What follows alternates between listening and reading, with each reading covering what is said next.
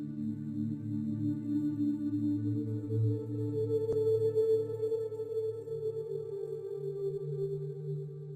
1932, the philosopher Aldous Huxley published his book titled Brave New World, a dystopia that describes a futuristic society where technological and social control is omnipresent. Initially, Huxley did not see this world as an imminent threat but rather as a distant satire of contemporary trends.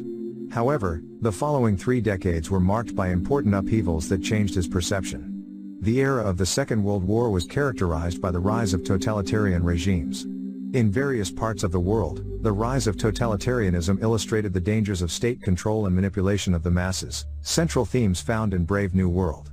Rapid advances in genetics, behavioral psychology, and technology brought reality closer to what was described in the novel. Before these transformations, Huxley's reevaluation was no longer a distant satire but a real threat. In a speech given in 1961, he issued the following warning: "In a generation or two there will be a pharmacological method to make people love their servitude and to produce, so to speak, a dictatorship without tears, producing a kind of painless concentration camp for entire societies, so that people will effectively have their freedom taken away but will feel joy as they will be distracted from any desire to rebel themselves through propaganda or brainwashing." That, Huxley claimed, seems to be the revolution. In the late 20th century, traditional forms of social control relied heavily on coercion and force.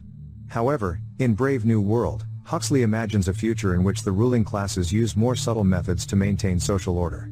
Rather than imposing their will by force, the ruling classes overwhelm the masses with pleasurable distractions, thus neutralizing any form of dissent or critical thinking. Huxley explains, and I quote, "In 1984, the thirst for power is satisfied by inflicting pain. In Brave New World, this is done through the imposition of pleasure, hardly less humiliating." Huxley suggests that the future will see the emergence of more sophisticated methods in which the masses will be manipulated through distraction and pleasure.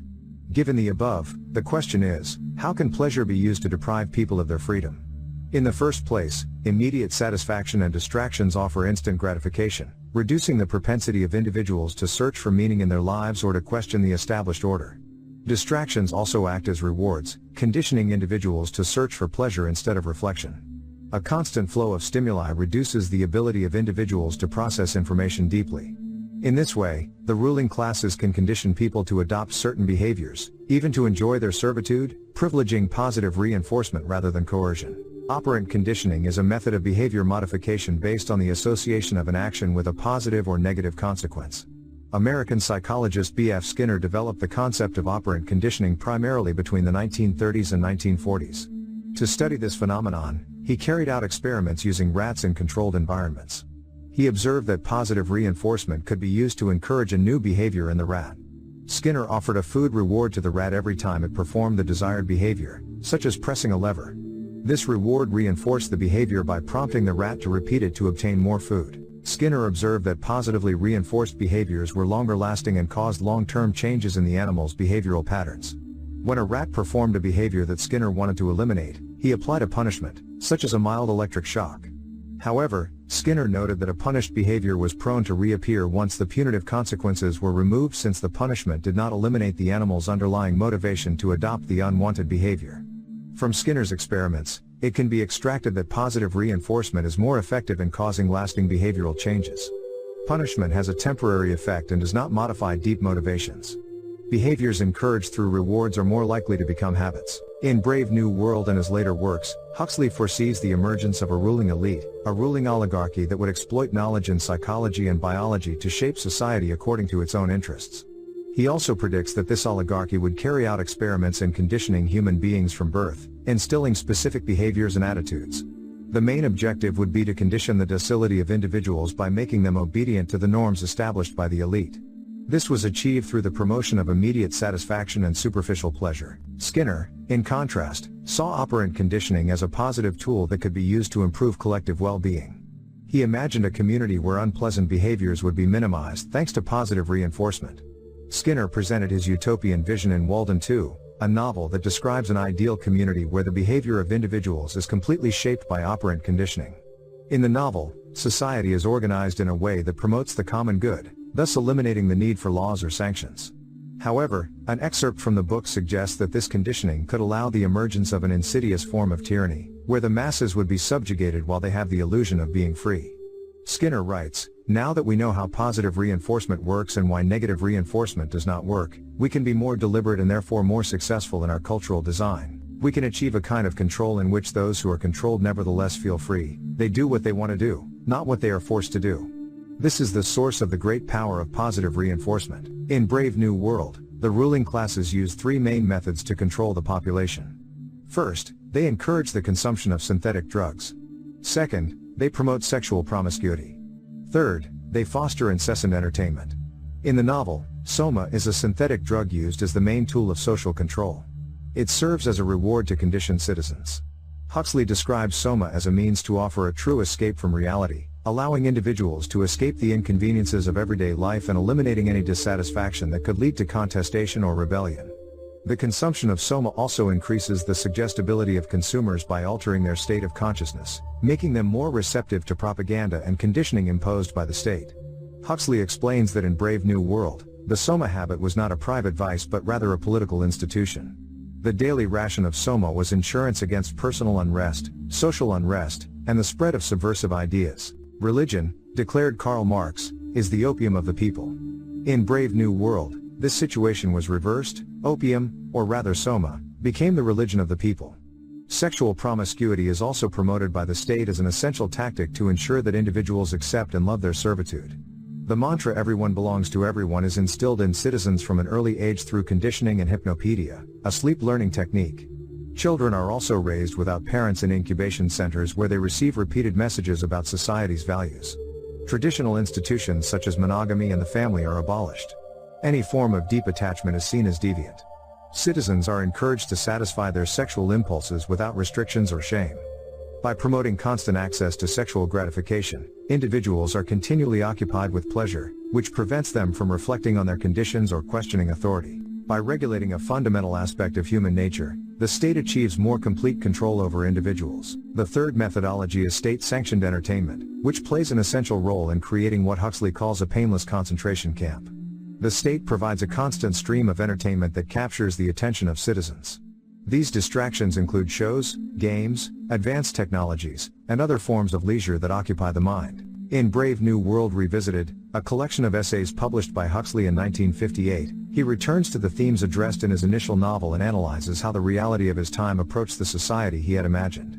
He explores topics such as overpopulation, propaganda, mental conditioning, and threats to individual freedom, confronting them with the scientific and social advances of his time. In this book, Huxley also wonders how the ruling classes and the pharmaceutical industry could lead individuals to voluntarily consume drugs that influence their way of thinking, feeling, and behaving. He points out that force or coercion would not be necessary to achieve this goal. For him, it would be enough to make the pills available, making the drugs attractive and accessible. Individuals would be tempted to consume them of their own will. These pills would pacify the population, turning people into involuntary accomplices of their own manipulation. Today, several parallels can be established between modern society and the dystopia imagined by Huxley. For Huxley, a society that privileges material comfort and immediate pleasures at the expense of responsibilities is inevitably destined to sacrifice its fundamental freedoms. He explains that in exchange for a little comfort and pleasure, many would be willing to give up their freedom. In the modern West, we have access to pleasures, comforts, and entertainment that ancient kings could not have dreamed of. But with all this luxury, many people are chronically stressed, anxious, depressed, and struggling with physical debilitations. By understanding how comfortable and pleasant our lives are, we can contrast modern life with the realities that our hunter-gatherer ancestors faced for much of human history. Almost daily, our ancestors walked miles to find water and gather food. They spent enormous amounts of energy hunting large mammals and regularly participated in persistence hunting, which involved tracking and chasing prey until the animal collapsed from exhaustion. Once they managed to hunt, they cut the animal and walked kilometers back to the camp, carrying large pieces of raw meat. Along with intense physical activity, our ancestors endured mental stress without the comforting solutions of technology, drugs, processed foods, alcohol, or entertaining distractions. They faced the elements of nature without modern homes, air conditioning, or central heating, and dealt with illnesses and infections without modern medicine. As their lives were difficult, often uncomfortable, and sometimes painful, our ancestors developed a natural instinct to make the most of the comforts and pleasures available. This drive was crucial to their survival. Whenever possible, they rested and relaxed. Through this search for comfort, their bodies and minds recovered and found relief from the harsh realities of life. When rich food sources such as fatty meat were available, our ancestors indulged, accumulating energy reserves, not knowing when they would have their next meal. Although we have inherited our ancestors' drive for pleasure and comfort, this drive evolved in environments of scarcity. We now live in environments of abundance. One danger arising from the clash between our insatiable drive for comfort and a world overflowing with it is what Michael Easter calls comfort displacement. This displacement is most evident when it comes to physical comforts. For example, due to the conveniences of automobiles and delivery platforms that allow us to obtain any product we want or need without leaving home, more and more people lead a life of almost total physical inactivity.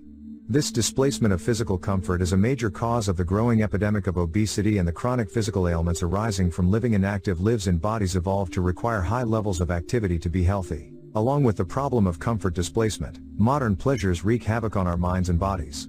Pain follows pleasure like its shadow. Our brain is programmed to maintain symmetry between pleasure and pain in a state of balance where neither predominates for too long. Whenever there is a prolonged or excessive imbalance toward one side, our brain's self-regulatory mechanisms seek to restore balance by tilting the scale in the opposite direction. Overindulgence in pleasure can tip the balance toward the pain side for too long, leading to states where indulgences no longer provide pleasure but instead serve as temporary relief from persistent pain. Abstinence can reverse this persistent pain, as observed by psychiatrist and Lemke. 4 weeks of abstaining from preferred drugs or habits are often enough to regain the ability to enjoy simple pleasures. Intentional acts of self-control and embracing temporary pain, such as physical exercise or challenging goals, can recalibrate our balance, leading to a more lasting and fulfilling experience of pleasure. Throughout history, figures like Diogenes have demonstrated the value of intentional discomfort. In a world of abundance, embracing such lessons may paradoxically maximize strength, pleasure, and joy.